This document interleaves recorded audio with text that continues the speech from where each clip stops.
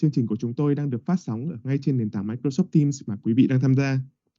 Quý vị thân mến, buổi hội thảo ngày hôm nay sẽ bao gồm các nội dung chính như sau. Sau phần phát biểu khai mạc của bà Annie Matthew, Giám đốc phụ trách nhóm các nhà phát triển của Microsoft châu Á-Thái Bình Dương, sẽ là nội dung keynote được chia sẻ bởi ông Scott Hanselman, ông Aaron Crawford và bà Rachel Scarlett đến từ GitHub. Tiếp theo đó là phần trình bày của bà Antonia Chen, kiến trúc sư giải pháp đám mây, Microsoft châu Á-Thái Bình Dương với nội dung GitHub Copilot and Codespaces với màn training và hands-on. Cuối cùng sẽ là phần nội dung OpenAI thông qua phần chia sẻ của ông Thành Nguyễn, kiến trúc sư giải pháp đám mây tại Microsoft Úc. Sau khi kết thúc các nội dung chính, chúng ta sẽ có khoảng 40 phút để thảo luận và hỏi đáp cùng giao lưu với các chuyên gia. Trước khi chính thức bắt đầu đến phần chia sẻ đầu tiên, ban tổ chức xin thông báo về cách tham gia buổi họp trực tuyến ngày hôm nay. Góc phải ở trên cùng hay là ở dưới cùng ở trên điện thoại của mọi người sẽ là cửa sổ chat và nút Q&A, nơi mà quý vị có thể được sử dụng để hỏi các câu hỏi dành cho chuyên gia. Có biểu tượng giơ tay ở nút Raise Hand cho phép quý vị có được sự thu hút của chú ý của các diễn giả. Để theo dõi được trực quan và sinh động nhất, ở ô cửa sổ video của ban tổ chức đang được chúng tôi spotlight trên màn hình.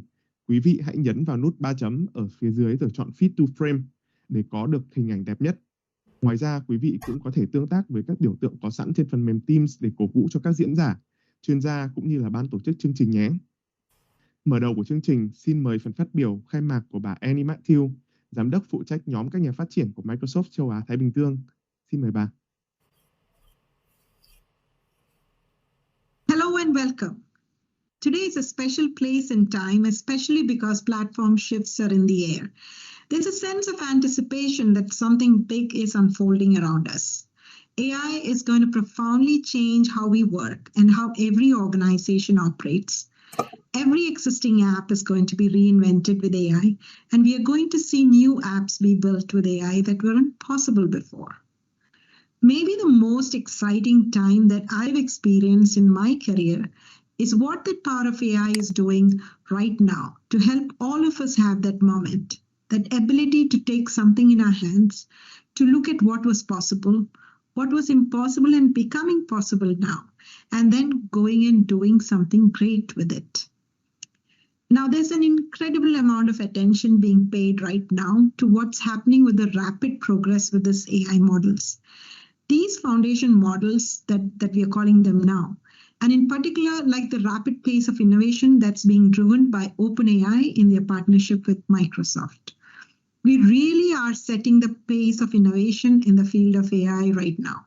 And I think even for us at Microsoft, it's been surprising to see how much the spirit of this AI era is being captured by things like ChatGPT and applications that people are building on top of these large foundation models.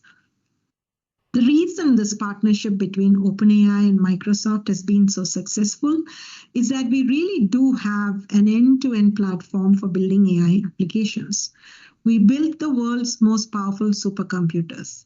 We have the world's most capable foundation models, either hosted that we built ourselves and make available via API or open source, which run great on Azure. We also have the world's best intelligent app developer infrastructure. So whether that is using these super powerful computers to train your models from scratch or to build intelligent applications that we are going to be talking about. With the cloud and AI, developer productivity has gone through an absolute sea change over the past year. With GitHub Codespaces, I have a fully functional dev environment instantly available to jumpstart my next project. With Microsoft DevBox, which goes general availability in July, my full Windows deployment environment is hosted in the cloud and optimized for the task I need to accomplish and managed just like any other cloud PC. I don't have to spend time setting up my machine. It's already set up for me. With GitHub Copilot, I have an AI pair programmer that helps me stay in the flow, making it easier to learn new skills while improving the readability and security of my code. And when using GitHub Actions and new Azure deployment environments, together I can automate my software workflows so that developers on my team deliver with continuous quality while easing my cognitive load and reducing cost. So you know this end-to-end platform starts with Azure. We really believe that Azure is the cloud for AI. And it's not just the amazing, technically complicated and brilliant work that our partners at OpenAI have done on top of all this infrastructure, but it's the things that teams at Microsoft are doing to build our Copilot applications and our own advanced AI models.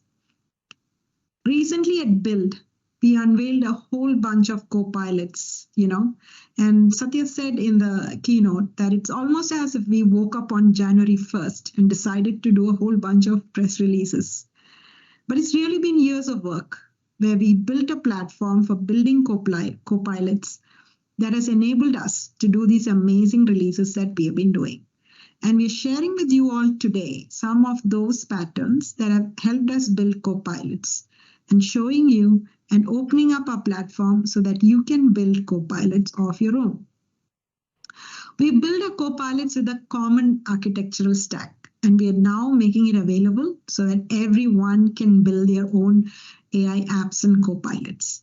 From the AI infrastructure to foundation models to AI orchestration, all the way up to your Copilot and its extensibility. Whether it's ChatGPT, Bing Chat, Microsoft Copilots, or your Copilots, they all share the same extensibility model. This is one of the most powerful things for any developer, to be able to write a plugin once and have it reach billions of users across all of these surface areas. And we're already seeing fantastic momentum. Now, lastly, as developers, one of the things that we should ask ourselves is, why do we build technology?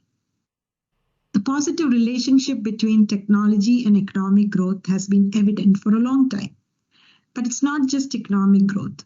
We want education, prosperity, equity, and standard of living to go up everywhere. That's why we build. That's why we innovate. That's why technology exists. It's not technology for technology's sake. It is for the broad impact. And we want everyone to have equal opportunity to access these technologies. I'm excited to welcome you for the next couple of hours and bring your curiosity and bias to action. Enjoy the upcoming sessions. Thank you. Trân trọng cảm ơn bà Annie Matthew. Thank you, Miss Annie Matthew, for your presentations. Quý vị thân mến, GitHub có sự ảnh hưởng lớn trong cộng đồng của mã nguồn mở, cung cấp cho các công cụ phát triển, quản lý và kiểm tra mã cùng nhiều các tính năng phát triển khác nhau, giúp cho công việc của nhà phát triển làm việc được hiệu quả hơn. Thông qua hội thảo này, với phần trình bày chủ đề keynote của ông Scott Hanselman, ông Aaron Crawford và bà Rachel Scarlett đến từ GitHub, xin mời quý vị cùng lắng nghe những tính năng mới nhất và trải nghiệm thực tế các công nghệ AI mới nhất, từ đó xây dựng được các ứng dụng của mình hiệu quả hơn và đạt được lợi thế cạnh tranh so với các đồng nghiệp. Xin được kết nối với ông Scott Hanselman, ông Aaron Crawford và bà Rachel Scarlett. Hey friends, welcome. I'm Scott Hanselman. I'm very excited to be here with you to talk about my new favorite tool, our AI-powered pair programmer, GitHub Copilot. And I am joined with my friends Aaron Crawford and Rachel Scarlett. Aaron is going to be showing an amazing end-to-end demo of an intelligent app that was built using a combination of open source technologies developed by Microsoft and the community, along with some other services that run on Azure. He's going to show us how he used AI-assisted programming and GitHub Copilot to build this demo. And then Rachel is going to highlight some cool upcoming features of Copilot that infuses AI throughout the development lifecycle and maybe uses some voice. So thanks for hanging out with us today. This is going to be fun, friends. So Aaron, what is it that you have made here? Yeah, we were quickly chatting a little bit a while ago about how we all have a pet that we've lost at one point or another.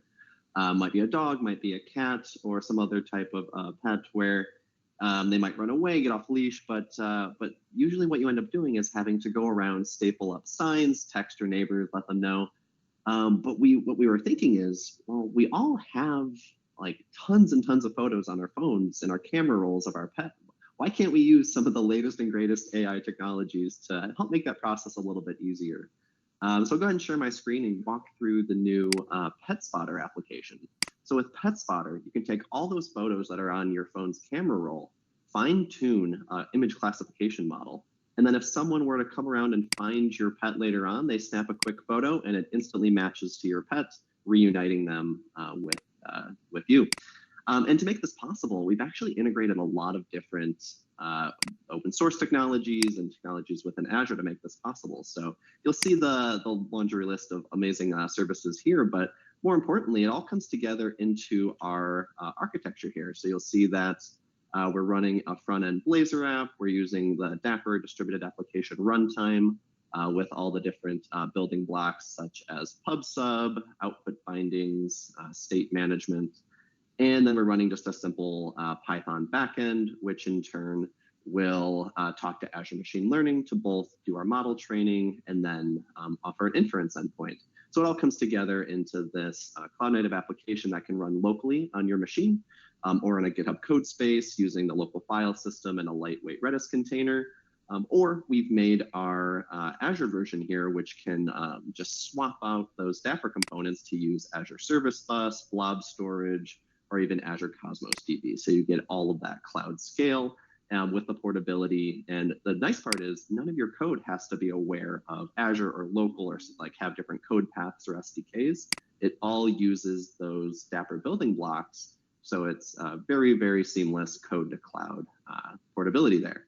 No, that's interesting. You point out that it doesn't have to be code aware. Like when I look at a diagram like this, I think, wow, this is really complicated. This is a very sophisticated cloud native app, right? Roselle, you're nodding as well. You can run this locally, and your development process, doesn't feel very cloud focused. You're making an app, whether it runs on your local machine or in the cloud. And is it Dapper that's making that possible? Exactly. So with Dapper, we offer, those building blocks such as adding state management or pub/sub. But under this, under the hood, it's all of those SDK calls to Redis or to Azure Service Bus or to Cosmos DB. That's all contained within the Dapper sidecar or that lightweight process or sidecar container if you're running in the cloud in Kubernetes. But yeah, all of that complexity is shifted over into Dapper. So in terms of your code, you just say save state, get state, all of that. And yeah, your code doesn't need to have any sort of cloud specific SDKs there.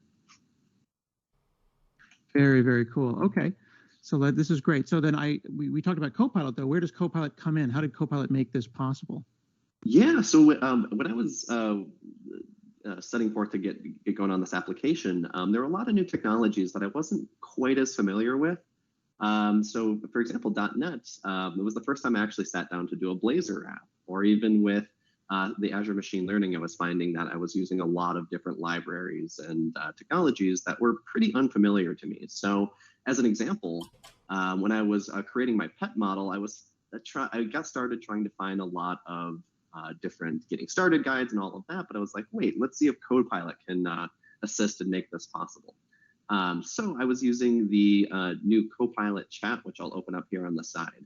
And with this Copilot chat, it makes it easy. It asks how it can help me. And then down here, it'll allow me to ask some questions. So here, the first question that I was trying to ask was, well, I typed in my class here, and it says, well, this property is not nullable. And so me being a very beginner when it came to some of these .NET isms, I just asked Copilot.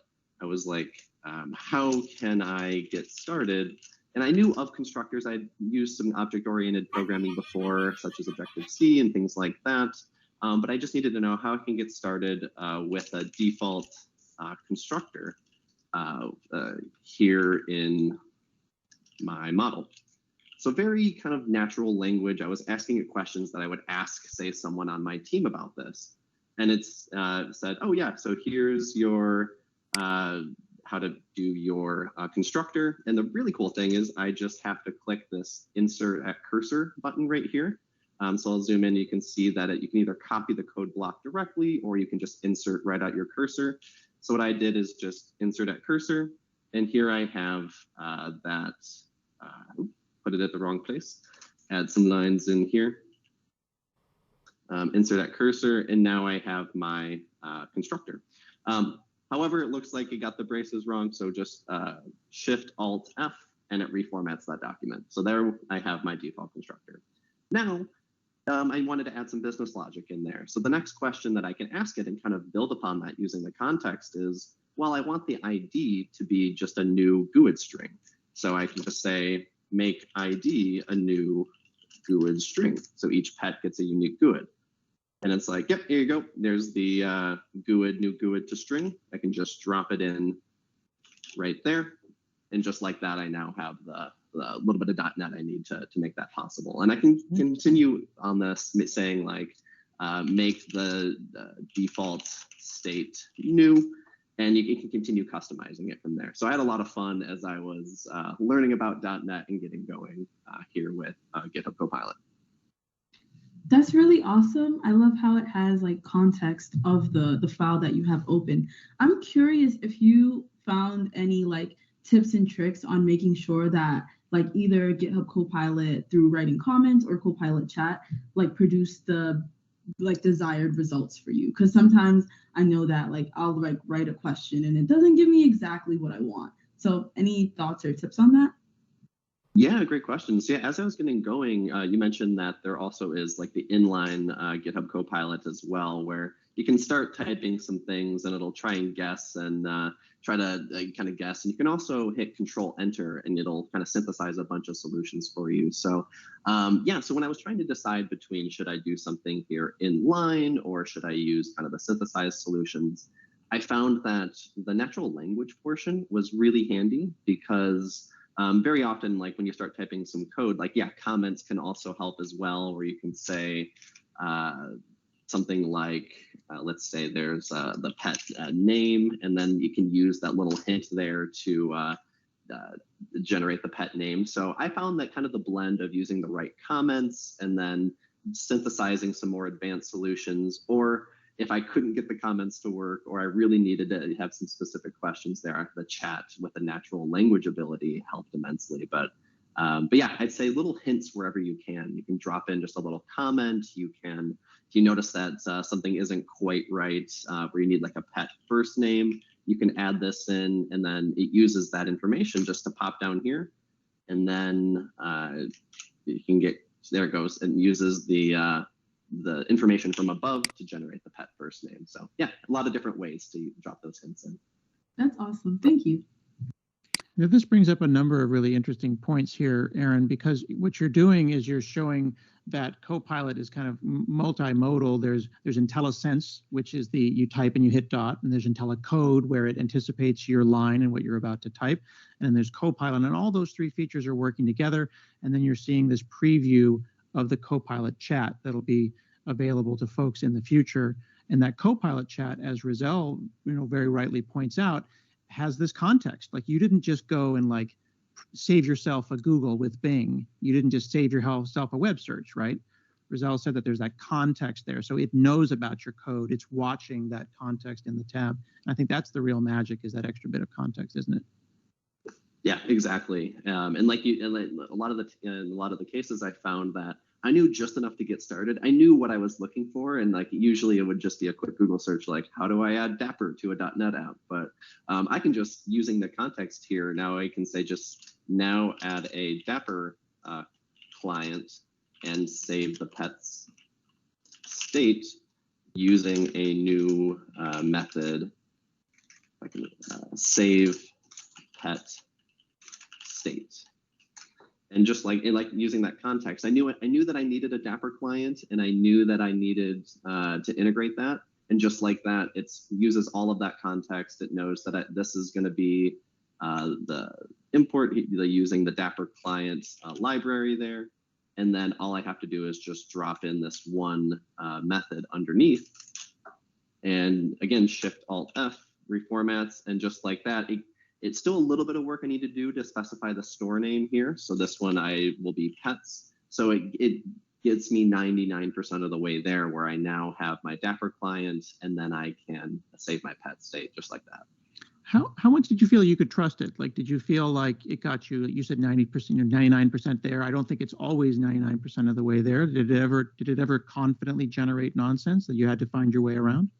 Yeah, so this is the one where, so save pet state here worked really well. When I was trying to generate more of the Dapper output bindings, so I'll show you an example. Add a method to output the pet's images to a Dapper output binding for local storage. kind of knew what I wanted to achieve there. I found that the code that it generated here for invoke binding async wasn't quite right when I was doing it the first time. So when I pasted this in, it didn't generate all of the metadata that, for example, you might need. So it got me, in this case, probably 80% of the way there. And that's when I know, okay, this is the function call that I need. But what it's missing is the metadata. So if I ran this the first time, it didn't quite get me there. I found that the image wasn't generated, but it got me definitely headed in the right direction, where then I found, oh, I need to set some optional metadata here in order to give the file a name and whatnot. So it definitely got me in the right direction. That's awesome. I feel like that's a good reminder to folks that like Copilot's a peer programmer and it's not going to do all the work for you. And just as you would with another coworker or peer programmer, you would like review the code, make sure everything's looking right. And it's just guiding you in the right direction. Yeah, definitely. And this is the one where I had a bunch of teammates I would normally go to and ask, hey, why isn't this image being saved correctly, and help me out with this. Now I can, I have that pair programmer, that Copilot on the side that I can, in some cases, I can even ask it, hey, why am I getting an error? So as another example, when I was looking at the back end here, I was getting some error messages like data is possibly unbound. And I had a slight idea like, oh, okay, unbound, I generally know what that means. But again, that would be, I usually go ask someone or do a Google search and try and figure out what's wrong. With Copilot being that pair programmer, all I have to do is just select. I can use the /clear command. So they have these little helpers you can do. So I'm going to be using clear to clear out and give me a new window here. So all I have to do is select the code that's giving me some error lines there, and I can just say fix. And so I can say fix, and it will look at that and say, oh, that error message is, tell me why, is because the variable data is not defined. You need to define that before using it. And then here's one example where I can type in some dummy data for Fluffy the cat, and then it'll tell me that it'll replace with my own data. Or I can say, I want data to be initialized as blank. And then it'll say, sure, you can also initialize that as blank. All you need to do is select data as an empty object there. So if I just drop that in right there, my error messages go away. So a little bit of back and forth. And just like that, it's helped solve my error on my backend service here. So which languages were you familiar with before? Because like I feel sometimes like if I'm practicing my Spanish somewhere, I kind of get it out, but it's not, idiomatic.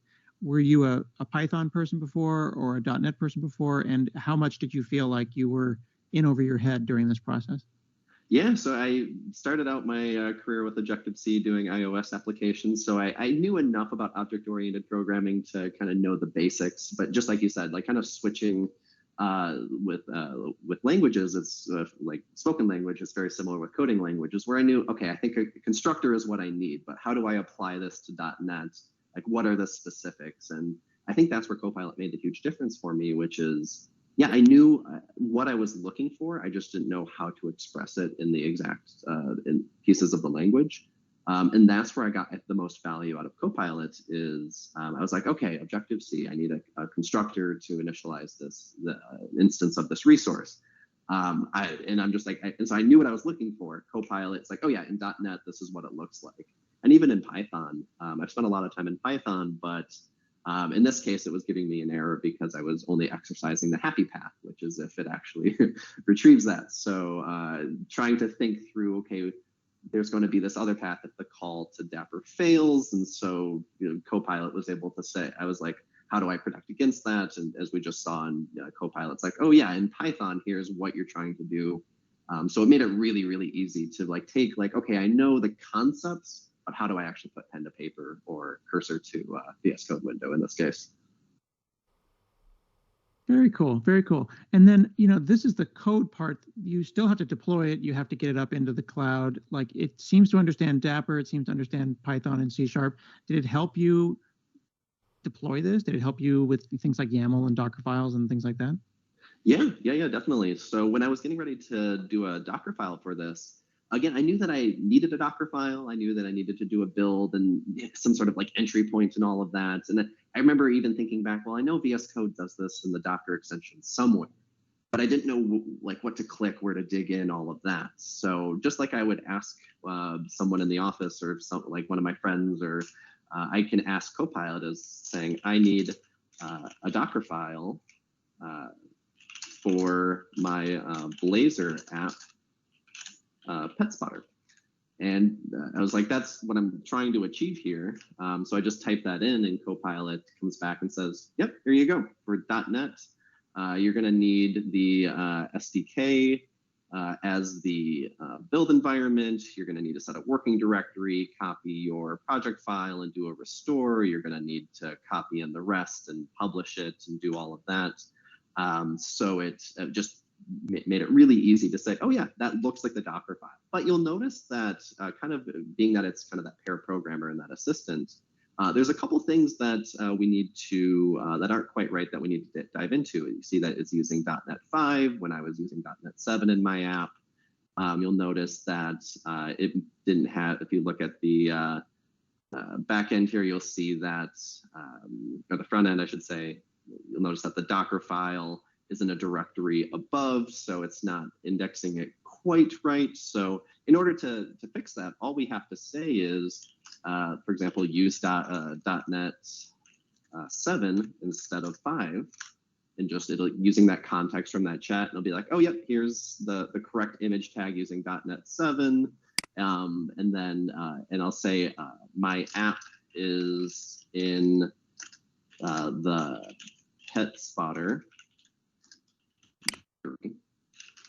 And then it'll say, oh, yep, no problem. It even says, no problem. You can change the working directory. And so now it actually indexes into the proper directory to grab that, do the restore, copy, and do all of that. So let's go ahead and try this out. Again, I can just go ahead and insert that at cursor.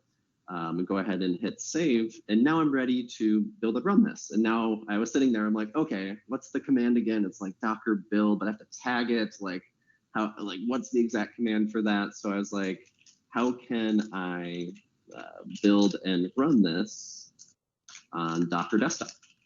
So it just kind of asking it that next question, like kind of building upon that. And it's like, yeah, so you're just gonna need to open up a terminal. I'm going to need to run the command docker build pet spotter image in the current directory. So let's open up a terminal and give this a shot. So it looks like the Docker file that it ran, that it generated, is currently compiling that the application and building that Docker image for us. Should just take a couple seconds here. But then once this is completed building, it even tells me, oh, looks like that failed pet model. Oh, looks like as we were making some changes over here, it was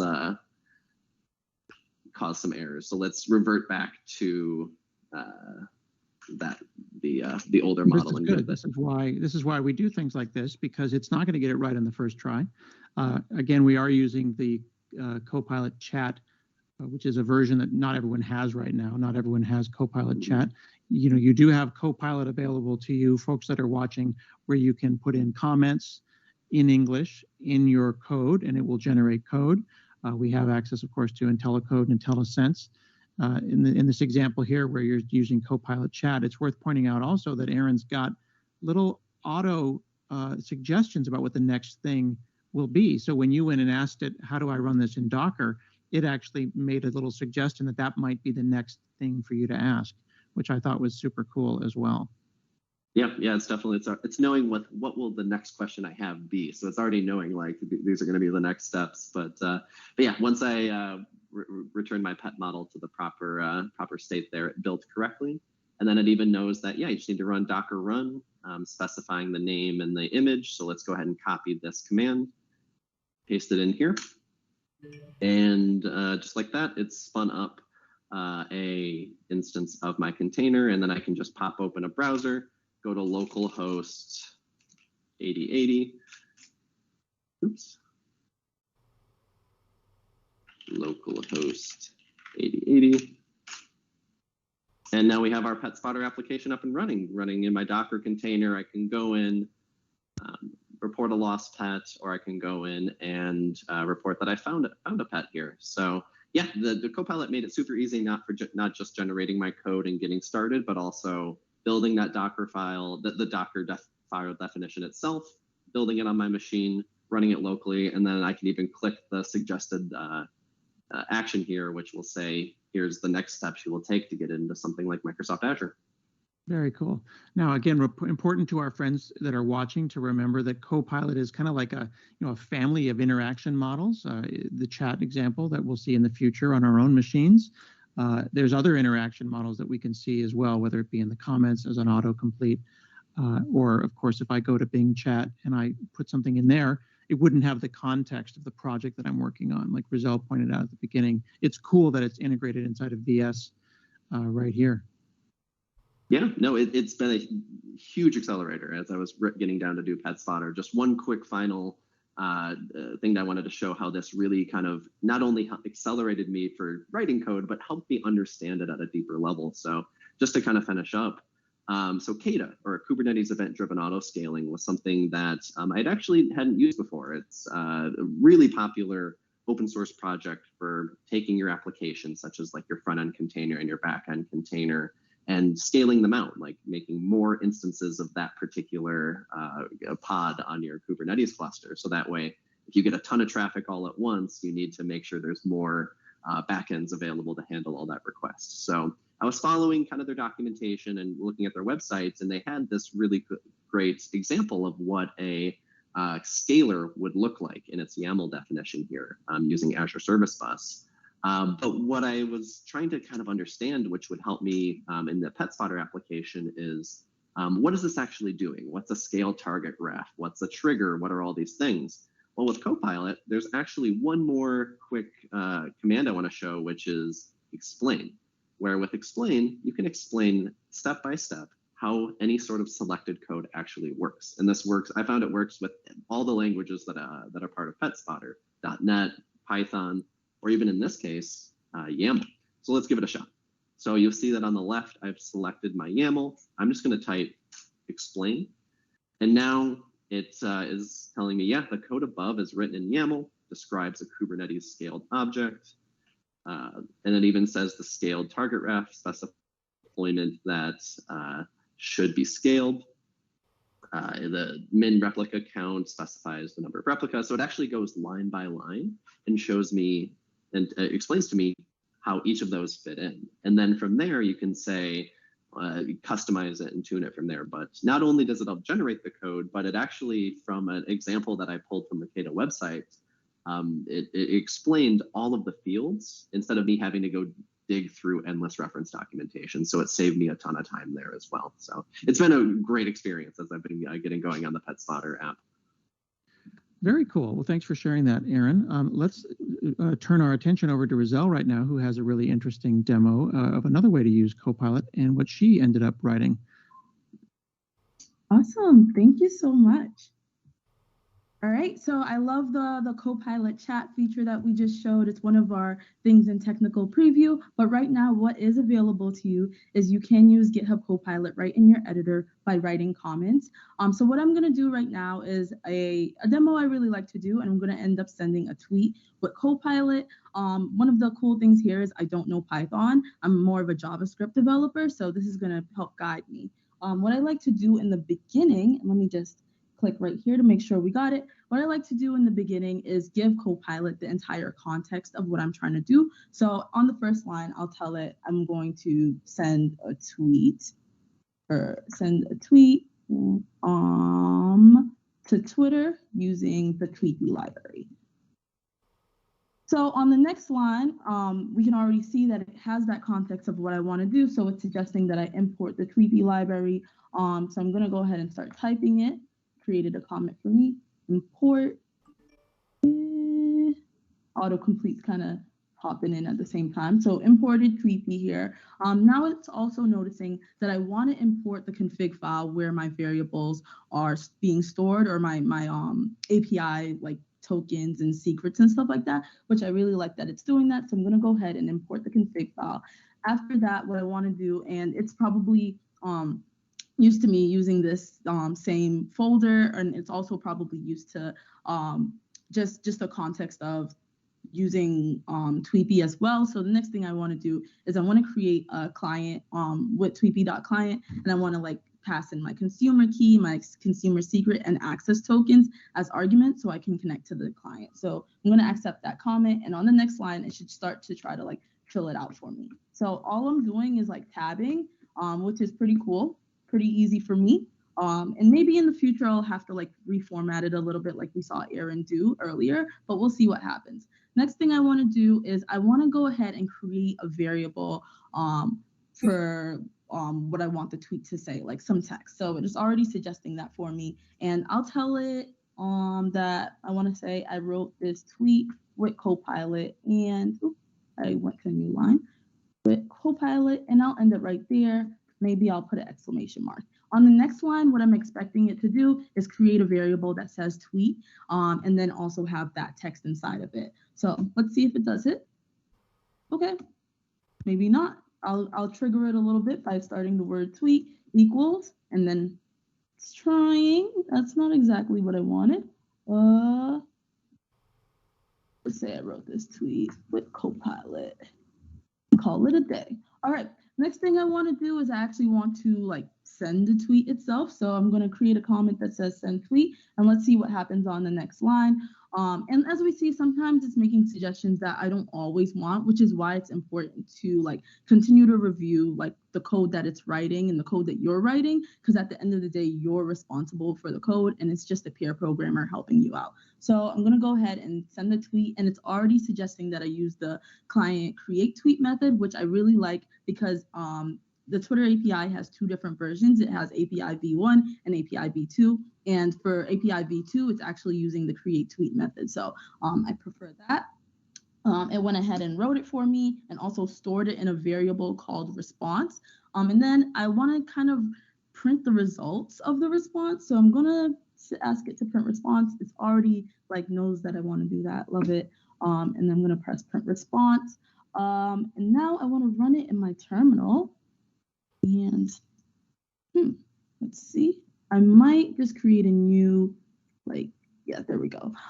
So instead of just running it, I just want to double check that the Tweepy library is actually installed, because I realized I just started typing without doing that. So I'm going to go ahead and do pip reinstall Tweepy just to make sure we have everything in there. Looks like we do. And I'm going to go ahead and run this file by doing Python 3 and then send tweet.py. And if y'all see this pop up, this is actually another plugin called fig.io. I like this as well. And if I press enter, what it should do is give me a response. And let's see, maybe y'all are like, I don't believe you that it actually got sent. So I'm going to pull up my browser and go to my Twitter profile and see if it actually did get tweeted out.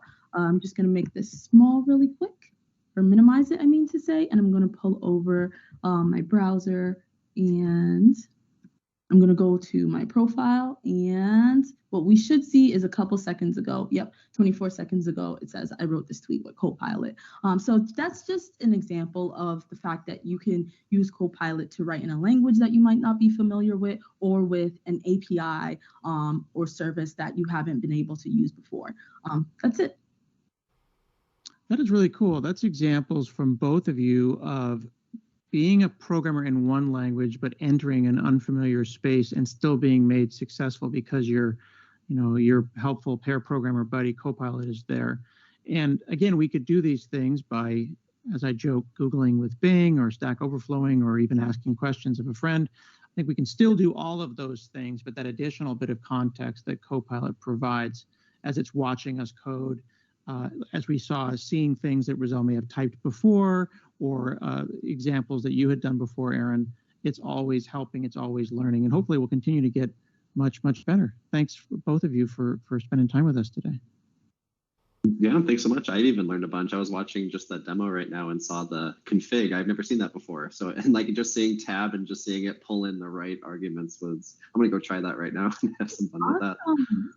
Thank you. And I learned a lot from yours as well. I didn't realize the Copilot chat actually had those /helper commands. I was like, oh, cool. Very cool. Well, I think that this demo has really well demonstrated how Copilot is attempting to empower every developer to make, better quality code, hopefully faster. We know that it accelerates innovation, and developers apparently who use Copilot can complete their repetitive tasks. They say 96% faster. They're 88% more productive. And I'm hearing less frustrated with their coding. So that sounds pretty helpful to me. Thank you all for spending time with us today. I can't wait to see what you, our friends in the audience, are going to build with GitHub Copilot. Hopefully your creativity will be unleashed with this new AI-powered developer experience, and we thank you all for your help. I'm excited to see what's next.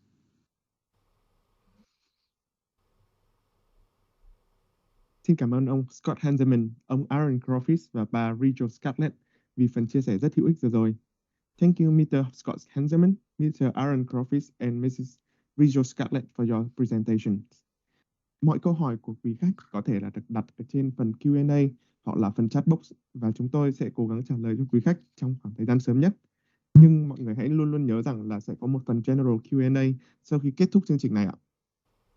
Quý vị thân mến, đối với mỗi nhà phát triển, GitHub đã đánh dấu một bước ngoặt lớn bởi thông báo về tính khả dụng chung của hai dịch vụ mang tính cách mạng, chính là GitHub Codespaces and GitHub Copilot.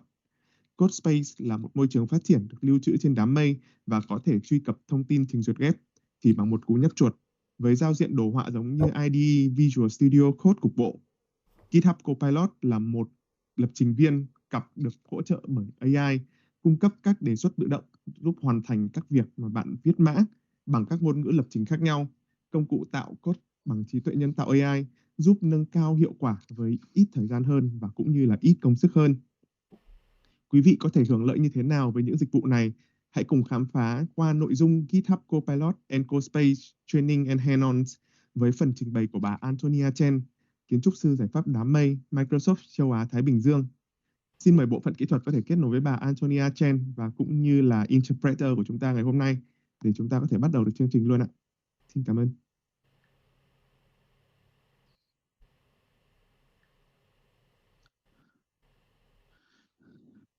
Xin chào tất cả mọi người. Hy vọng rằng là các bạn cảm thấy hai bài thuyết trình vừa rồi rất là tuyệt vời, cũng như là đã học được về Copilot và Codespaces có thể làm gì cho bạn. Bây giờ chúng ta sẽ bắt đầu phần tiếp theo. Trong bài thuyết trình keynote thì cũng đã có một số các cái ví dụ, đó là Passporter. Đấy là một cái thư mục công cộng mà chúng tôi sẽ sử dụng để demo trong hội thảo ngày hôm nay. Cái thư mục đó có cái đường link như các bạn thấy trên màn hình, và khi mà click vào đường link đó thì các bạn sẽ đến một cái thư mục công cộng và các bạn có thể là cùng thực hành với chúng tôi. Ở đây thì có một số nội dung tôi muốn lưu ý với các bạn trước khi chúng ta bắt đầu. Các bạn có khả năng là cùng thực hành với tôi nếu mà các bạn đã đăng ký trước, có nghĩa là các bạn đã có một tài khoản GitHub hoặc là các bạn đã đăng ký Copilot Trials. Nếu mà các bạn chưa đăng ký thì cái chuyện đó thì cũng không sao, các bạn có thể xem và sau hội thảo ngày nay các bạn có thể tự thực hành, và có rất là nhiều các cái hướng dẫn mà các bạn không cần phải lo lắng là các bạn bị quên đi những cái phần mà tôi đã hướng dẫn trong buổi hội thảo ngày hôm nay. Và sẽ có phần hỏi đáp ở phần cuối buổi hội thảo ngày hôm nay, và nếu mà các bạn có câu hỏi thì các bạn cứ dành để đến cuối buổi hội thảo hôm nay. Các bạn có thể quét cái mã QR ở trên màn hình hoặc là sử dụng đường link để mà truy cập vào Codespaces trong cái thư mục ở trên GitHub đó để mà các bạn có các bài tập thực hành. Tôi sẽ dừng lại một chút để các bạn có thời gian quét mã QR hoặc là click vào đường link để đi vào thư mục chung.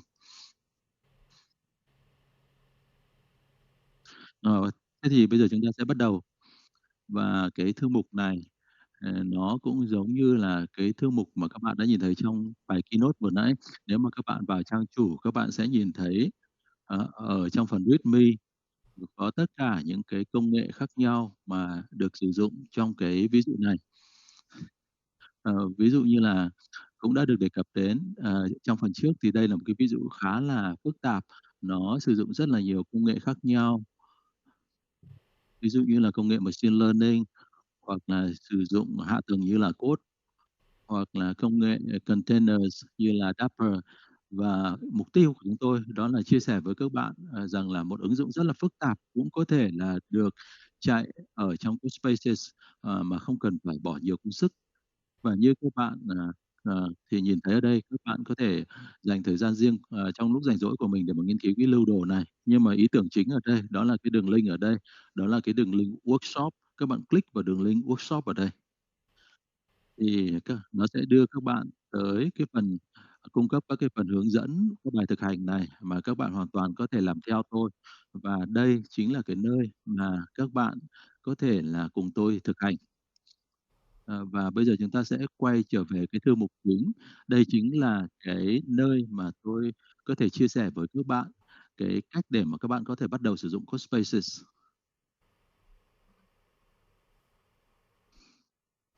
Trước khi chúng ta bắt đầu thì tôi cũng xin tóm tắt một chút về Codespaces và Copilot của GitHub. Codespaces chính là cái môi trường IDE trên đám mây dành cho các developers của các bạn. Và cái môi trường IDE trên đám mây này có thể tăng tốc độ, nâng cao năng suất lập trình của các bạn, bởi vì là nó có thể là tạo ra một cái môi trường có tất cả những cái mối quan hệ phụ thuộc đã có sẵn, ví dụ như là credentials hoặc là các cái thông số kỹ thuật, đặc tả kỹ thuật cụ thể bên trong browser của các bạn. Và đấy là một môi trường IDE rất là mạnh mẽ trong việc là hỗ trợ các developers họ bắt đầu một cách rất là nhanh chóng. Và sau đó Copilot thì nó cũng đồng hành với Codespaces để mà hỗ trợ developers khi mà các developers viết code hay là các bạn điều chỉnh các code hiện hữu, hoặc là khi mà các bạn không quen một cái ngôn ngữ lập trình nhất định thì nó có thể hỗ trợ cho các bạn. Và các bạn cũng nhớ rằng là Copilot thì cũng giống như các diễn giả trong phần trước đã nói, thì nó không thay thế cho các developer, các lập trình viên, mà các bạn vẫn là người chịu trách nhiệm chính và có quyền kiểm soát chính. Khi mà các bạn sử dụng Copilot thì các bạn vẫn phải đưa ra quyết định là chấp nhận cái suggestion của Copilot hay không. Cuối cùng thì các bạn vẫn là người chịu trách nhiệm, và Copilot nó chỉ như cái tên của nó thôi, nó là một cái trợ lý cho các bạn, nó không thay thế cho các bạn. Và đấy là một cái trợ lý giúp cho các bạn kết hợp lại tất cả các yếu tố cần thiết để đạt được cái mục tiêu viết code cho giải pháp, cái lời giải của các bạn. Và như trong bài keynote Scott cũng đã nói, và các bạn có thể hình dung về nó giống như là một cái công cụ tự động, nhưng mà nó cũng có rất nhiều tính năng khác nữa. Bây giờ chúng ta sẽ quay trở lại với phần demo của tôi và chúng ta sẽ bắt đầu trong cái thư mục chính. Ờ, và các bạn hãy đảm bảo rằng là trong cái thư mục chính này chứ không phải trong thư mục workshop. Trong phần này thì chúng tôi sẽ tạo ra một code space mới, và nếu mà các bạn lắng nghe cái bài trước thì đây là bước 1. Trong bước 1 này thì chúng ta sẽ tạo ra một code space mới. Ở góc cao bên phải thì nếu mà các bạn đã quen với cái giao diện người dùng của GitHub rồi thì các bạn thấy rằng là có một cái nút code màu xanh ở dưới đó, bấm vào nó sẽ trải xuống một số các cái lựa chọn. Về cơ bản, thông thường chúng ta đã quen với lại cái option về local rồi. Đó chính là cái nơi mà các bạn có thể clone thư mục của mình vào cái môi trường local, môi trường tại chỗ của mình. Và ở đây thì có nhiều option khác nhau mà các bạn có thể là lựa chọn GitHub Desktop, hoặc là các bạn có thể download một file zip. Và ở đây thì chúng ta có thể thấy rằng là có các cái lựa chọn về Codespaces. Nếu mà các bạn có một cái thư mục GitHub, ở đây thì các bạn có cái thư mục, có cái lựa chọn để mà lựa chọn Codespaces, và các bạn được sử dụng miễn phí 60 giờ mỗi một tháng trong cái thư mục public này. Và khi các bạn đã nhìn thấy cái UI, cái giao diện người dùng này, thì chúng ta muốn tạo ra một cái Codespace mới. Và các bạn có thể là muốn bấm vào nút dấu cộng ở đây, bởi vì là cái nút dấu cộng này có thể giúp các bạn tạo ra một Codespace mới. Hoặc là lựa chọn thứ hai là bấm vào nút 3 chấm. Ở đó thì các bạn có thể là tạo ra Codespace của mình với lại các cái tính năng cấu hình và kiểm soát cao hơn. Và các bạn thấy rằng là khi mà bấm vào nút 3 chấm, nó có thêm rất là nhiều lựa chọn khác nhau. Đầu tiên đó là New Options. Thứ hai nữa là nó cho phép chúng ta cấu hình cái base image hay là depth container của chúng ta. Bên cạnh đó thì chúng ta cũng có thể quản lý Codespaces nếu mà chúng ta có nhiều Codespace. Thứ ba nữa, chúng ta có thể chia sẻ một đường link với lại một cái Codespace nhất định. Và nếu mà các bạn có câu hỏi thì các bạn hoàn toàn có thể bấm vào cái câu phím có câu hỏi này thì nó sẽ đưa chúng ta đến cái phần sổ tay giới thiệu. Chúng ta sẽ bấm vào cái nút New with Options. Như các bạn thấy ở đây, cái điều đó thì nó sẽ cho phép chúng ta lựa chọn thêm một số các cái cấu hình cho Codespace của chúng ta. Ở đây thì chúng ta có thể là lựa chọn một cái branch mà chúng ta muốn xây dựng Codespace của mình. Cái nút branch này nó rất là hữu ích khi mà chúng ta muốn sử dụng nhiều branch khác nhau. Ví dụ như chúng ta có một cái base branch hoặc là bug fix và chúng ta sử dụng nó trong Codespace của mình. Và trong cái kịch bản chúng ta ở đây thì chúng ta chỉ sử dụng cái main branch thôi để mà đảm bảo cái tính đơn giản của nó. Nhưng mà thực ra thì đây là một cái tình huống rất là không thực tế nếu mà chúng ta muốn phát triển một cái đội developer đầy đủ. Một cái lựa chọn tiếp theo đó là Dev Container Configuration. Trong cái kịch bản của tôi thì chỉ có một lựa chọn duy nhất thôi là Passporter. Trên thực tế thì nó là một cái image của container của chúng ta, và chúng ta có thể cài đặt sẵn một số các thông số kỹ thuật hoặc là các mối quan hệ phụ thuộc dependency nhất định. Ví dụ khi mà cái thời điểm mà tôi spin up Codespace thì tất cả các cái mối quan hệ phụ thuộc đó đều đã được tạo ra rồi. Và trong trường hợp này thì tôi đã tạo ra một cái Dev Container Configuration có sẵn rồi, nó gọi là Passporter. Và chúng ta sẽ chỉ lựa chọn một cái mục đó thôi. Và ở đây thì chúng ta có thể lựa chọn region, cái khu vực mà Codespace của chúng ta sẽ được host. Ở thời điểm hiện tại thì chúng tôi chỉ có một số cái region được hỗ trợ thôi. Tây Âu, Đông Nam Á, rồi là Đông Mỹ hoặc là Tây Mỹ. Và trong cái kịch bản của chúng ta thì Việt Nam sẽ nằm trong cái khu vực Đông Nam Á, do đó chúng tôi sẽ lựa chọn Southeast Asia. Và tiếp theo thì chúng ta cũng có thể lựa chọn cái cấu hình của máy ảo ở trong trường hợp này. Machine type, trong trường hợp này thì chúng ta sẽ chọn core, số lõi, RAM hoặc là lưu trữ. Ở đây thì chúng ta có lựa chọn 2, 4, 8, 16 lõi. Và chúng ta thấy rằng là trong kịch bản của chúng ta thì chúng ta có thể là có các cái lựa chọn này có đầy đủ, nhưng mà do tôi thì tôi thuộc về một tổ chức nhất định và chúng tôi thì không được phép là spin up các cái máy có ít hơn 8 lõi hoặc là nhiều hơn 8 lõi, do đó thì tất cả các lựa chọn khác đã bị mờ đi. Và nếu mà các cái tổ chức mà họ muốn giới hạn các cái IDA code thì chúng ta thấy rằng là cái gì mà mạnh hơn 4 lõi không được cho phép, hoặc là nếu mà chúng ta thấy rằng là trong cái kịch bản của chúng ta thì ứng dụng của chúng ta chỉ cần ít nhất là 8 lõi thì chúng ta sẽ disable tất cả những cái lựa chọn nhỏ hơn 8 lõi. Và đây cũng chính là một cái tính năng khá là hữu ích để mà tránh cái tình trạng là cấu hình sai hoặc là cấu hình quá mức trong cái sử dụng tài nguyên của chúng ta. Và bây giờ chúng ta sẽ bấm vào Create Codespace. Có thể mất một thời gian nhất định tùy thuộc vào kết nối. Nếu mà các bạn nhận thấy rằng là cái kịch bản này thì nó chạy khá là nhanh. Cái lý do ở đây đó là chúng tôi đã có một cái mô hình pre-built cho cái Codespace này rồi. Tôi sẽ giải thích ở phần sau khi mà chúng ta deploy cái code đó. Còn nếu mà các bạn có một cái code pre-built rồi thì tất cả mọi thứ có thể được spin up gần như là lập tức, chỉ mất vài phút thôi. Và như các bạn thấy ở đây thì đây chính là cái phần mà các bạn đã làm quen. Nếu mà các bạn sử dụng Visual Studio Code, VS Code ở trong browser của các bạn. Và như các bạn nhìn thấy ở đây thì các bạn nhìn thấy cái mục file, rồi là các cái file nằm trong thư mục của mình. Rồi là trong phần source code, trong phần readme, và chúng ta cũng có một cái phần gọi là Dev Container mà tôi sẽ chia sẻ thêm thông tin về Dev Container với các bạn. Bây giờ chúng ta đang ở bước 2 rồi. Và tôi chia sẻ với các bạn một cách rất là nhanh để mà spin up cái ứng dụng của chúng ta. Và các bạn nhớ rằng là có rất là nhiều các công nghệ khác nhau mà các bạn có thể sử dụng trong cái ứng dụng Passporter này của mình. Cái lợi thế ở đây đó là tất cả những cái công nghệ đó có thể là được chạy trong cùng một cái container này, bởi vì là tất cả các cái dependency nó đã được xây dựng sẵn rồi, được pre-built rồi.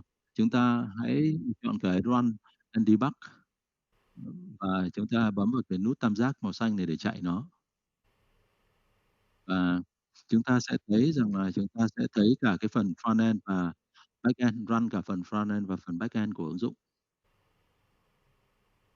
Và nó cũng sẽ mở ra một số cổng và nó đưa tôi đến trang chủ của ứng dụng này. Nó sẽ mở ra một số cổng ở đây, và nếu mà chúng ta kiểm tra xem là trong phần background đang có những cái process nào đang chạy thì chúng ta thấy rằng là có rất là nhiều các cái ứng dụng wrapper, cũng như là trong phần frontend có các cái ví dụ cổng 511 port 514 chẳng hạn. Khi mà chúng ta click vào cái port đó thì chúng ta có thể nhìn thấy cái ứng dụng web của chúng ta, và chúng ta sẽ nhận thấy rằng là đây là cái hình ảnh mà các bạn đã nhìn thấy trong bài keynote vừa nãy. Và có thể là trong trường hợp mà các bạn mất thú cưng, các bạn cần tìm thú cưng của mình chẳng hạn. Và tiếp theo thì tôi xin demo với các bạn cái cách để sử dụng công cụ debug ở trong Codespace của các bạn. Và cũng giống như các bạn sử dụng trong môi trường local, môi trường cục bộ tại chỗ của mình, các bạn hãy đi vào cái ứng dụng của mình. Và trong trường hợp này thì tôi sẽ tìm kiếm một cái ứng dụng frontend. Xin lỗi các bạn, không phải frontend mà backend. Và nó sẽ là cái ứng dụng là app.python ở trong backend. Và ở đây thì các bạn sẽ nhìn thấy có các cái dòng code khi mà form được submit và nhận dữ liệu. Ví dụ như đây past state retrieve, tôi sẽ đặt một cái con trỏ breakpoint ở đây. Khi mà chúng ta chương trình của chúng ta chạy đến đó thì nó sẽ dừng lại và gửi cho chúng ta tất cả thông tin. Và bây giờ chúng ta sau khi đặt ở breakpoint ở đây rồi thì chúng ta sẽ quay trở lại chương trình xem nó chạy như thế nào. Ở đây thì chúng ta sẽ điền vào tên thú cưng là Floppy, là thú cưng là một chú chó Goldie, email của tôi, và sau đó bấm vào nút choose file.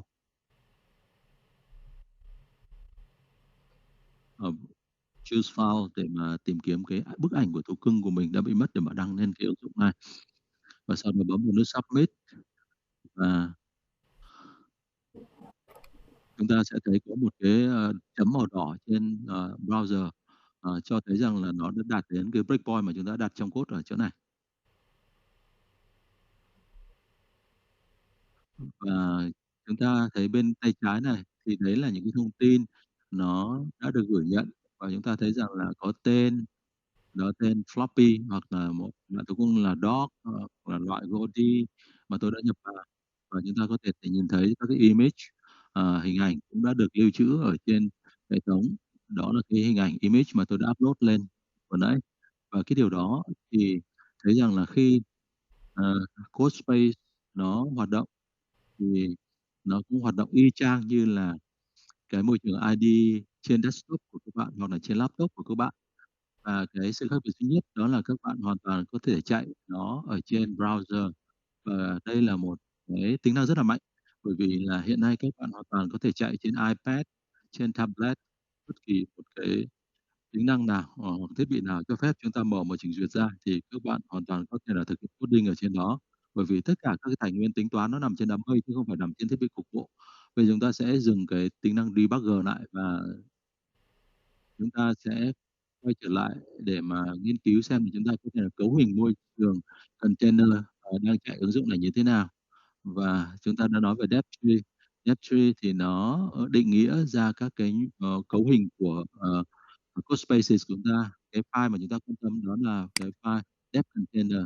Giờ trong cái thư mục depth container này thì chúng ta thấy rất là có depth container.json. Chúng ta xem trong cái file JSON này có những nội dung gì. Và về cơ bản cái file này nó quy định cấu hình của Codespace của chúng ta. Ở đây thì chúng ta thấy rằng là đây tên của ứng dụng là ứng dụng Transporter, và chúng ta nhớ rằng là khi mà chúng ta cấu hình từ lúc ban đầu thì chúng ta có thể là đưa ra cấu hình của cái container đó, bao gồm cả tên của container.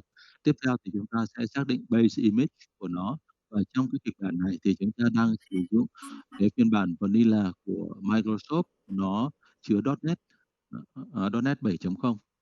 Và tiếp theo thì chúng ta sẽ phải xác định trong cấu hình này đó là chúng ta sẽ tạo ra một cái thư mục chúng ta sẽ sử dụng, và nó tham chiếu tới cái thư mục passporter, và một cái câu lệnh on create command ở đây nó sẽ hướng dẫn Codespace về cái cách để mà chạy các cái task ở trong script đó. Cái thời điểm mà Codespace được spin up, ví dụ trong trường hợp này thì chúng ta có một cái script, một cái batch script, nó có thể là chạy cái tác vụ để mà cấu hình Codespace của chúng ta. Và ở đây thì chúng ta thực hiện rất là nhiều các cái tác vụ khác nhau, ví dụ dependency, về Dapper, về Python, về .NET. Và cái điều thú vị ở đây đó là chúng ta cũng muốn nghiên cứu về một số các cái tính năng mà chúng ta có thể bật lên trong Codespace. Trong trường hợp này có một số các yêu cầu. Yêu cầu đầu tiên đó là chúng ta sử dụng Python ở trong hệ thống backend của mình. Và chúng ta cũng muốn có một cái năng lực để mà chạy rất là nhiều container khác nhau ở trong cùng một cái container mẹ. Và cái container đó là Codespace của chúng ta. Và chúng ta cần phải bật Docker in Docker để mà cho phép chạy nhiều container trong Codespace của chúng ta. Và chúng ta có thể là click vào cái URL này để mà tìm hiểu thêm các cái tính năng mà chúng ta có thể cấu hình cho Codespace của chúng ta. Và một cái điều mà chúng ta cũng có thể quan tâm ở đây đó là liệu chúng ta đã bật Copilot lên chưa? Câu trả lời là chưa. Khi mà chúng ta nhìn vào ở đây thì chúng ta thấy rằng là Copilot là một cái extension mà chúng ta cần phải lưu vào IDE của chúng ta. Và trong trường hợp này như chúng ta thấy rằng là chúng ta mới có Dapper, C#, Docker, Python và Redis được cài đặt trong cái đó mà chưa có Copilot được cài đặt. Và chúng ta có thể đi vào đây để mà đánh vào nhập thêm vào cái phần Copilot trong đó. Nhưng mà tôi xin chia sẻ với các bạn cái cách để mà chúng ta thay đổi thông qua là extension. Và bây giờ chúng ta đang ở bước 4 rồi và chúng ta muốn thực hiện thay đổi cấu hình của Dev Container. Và cũng giống như là trong VS Code thì các bạn hoàn toàn có thể nhìn thấy cái cột bên trái này, một cái tab cho phép chúng ta quản lý tất cả các cái phần plugins ở trong phần extension của chúng ta. Và chúng ta sẽ tìm kiếm Copilot ở trong cột bên tay trái. Đây là Copilot extension. Ở đây thì chúng ta có rất là nhiều option khác nhau. Và cái option của chúng ta đang quan tâm đó là GitHub Copilot. Và các bạn có thể là muốn click cái chữ install này, nhưng mà tôi hướng dẫn các bạn cái cách để mà các bạn bổ sung vào trong Dev Container. Chúng ta click vào đó và chúng ta thấy rằng là có một cái mục gọi là install in Codespace. Đấy là cách cài đặt trực tiếp. Chúng ta không muốn làm cái điều đó mà chúng ta muốn add nó vào trong file. Và sau đó nếu mà chúng ta muốn push cái thay đổi này vào trong cái file Dev Container đó thì tất cả những cái Codespace mà các bạn spin up sau này thì đều đã có Copilot có sẵn rồi, được cài đặt sẵn rồi. Và bây giờ chúng ta sẽ tìm hiểu về cái file của chúng ta. Và chúng ta thấy rằng là đã có thay đổi và chúng ta sẽ thấy rằng là có github.copilot ở trong này rồi. Và đây là một cách mà chúng ta có thể add cái extension GitHub Copilot vào trong môi trường của chúng ta. Và chúng ta thấy rằng là vẫn còn có một số thứ còn thiếu. Một cái điều mà chúng ta cần phải làm đó là chúng ta restart hay là rebuild cái codespace của chúng ta. Chúng ta sẽ rebuild hoặc là restart lại cái codespace. Tôi sẽ thực hiện cái câu lệnh ở đây. Thực hiện câu lệnh P ở trong Visual Studio Code và chúng ta rebuild lại nó. Chúng ta thấy rằng có cái câu lệnh về Codespaces Rebuild Container. Ở đây có hai option có sẵn ở trong cái danh mục đổ xuống này. Một là full rebuild và một là cái rebuild bình thường. Full rebuild thì nó sẽ loại bỏ tất cả những cái file đã được modify ở trong môi trường của chúng ta. Ở đây chúng ta chỉ muốn là regular rebuild, tức là rebuild bình thường để chúng ta có thể là duy trì lại, giữ lại được các file mà chúng ta đã bổ sung vào. Ở đây chúng ta thấy rằng có một cái thông báo rằng là cái cache image của chúng ta